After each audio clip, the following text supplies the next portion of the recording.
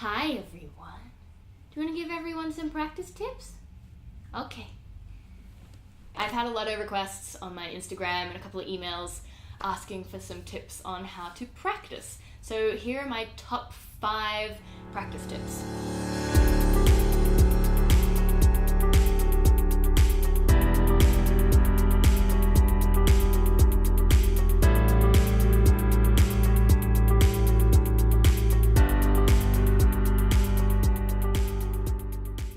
Tip number 1 is quality, not quantity. I'm sure you've heard a lot of people bragging about how they accomplished 6 hours of practice in a day, but I think that's really inefficient. I think it's much better to do 3 hours or even less, like 2.5 hours of really focused, efficient practice. Don't just play for the sake of playing to make up the hours. We've all sat there looking at the clock just saying 5 more minutes and then I will have reached the 4th hour, but in fact you're just playing for the minutes. And that's not teaching you anything at all. Don't practice when you're tired. If you're feeling tired, if you've already been practicing and you're starting to get tired, take a break, do some mental practice. Look at the score, sing through the piece in your head, listen to a recording. It's much more beneficial than doing mindless practice. I like to spread my practice out across the day, so don't try and get it done all in one big chunk. My attention span is awful. It's like ponies, rainbows, snacks.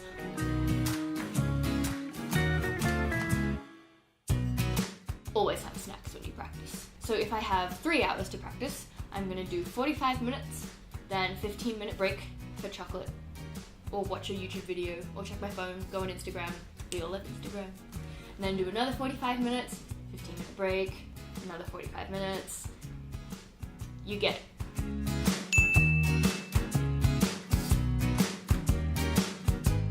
Tip number 2 is stretch.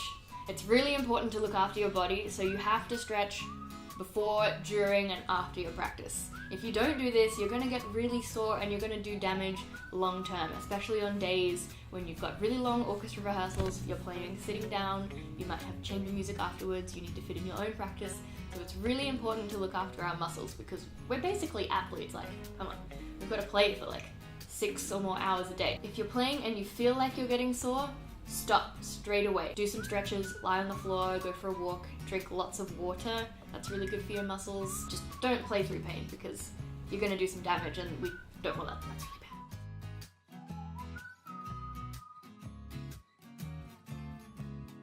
bad. Tip number 3, which might seem super obvious, but I used to not do this and a lot of people also don't do it, but it's super important. Write your fingerings and bowings on the music.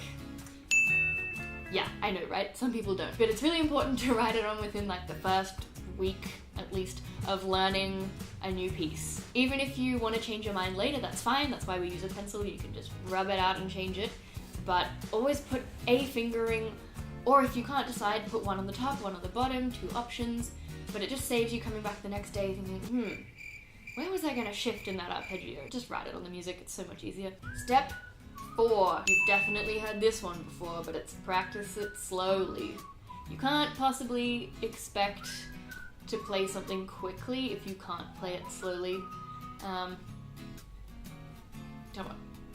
It's always best to practice everything slowly. That's how your brain is gonna lock everything in and it'll be really solidified and really accurate when you have to come and play it in a performance. So, practice it slow.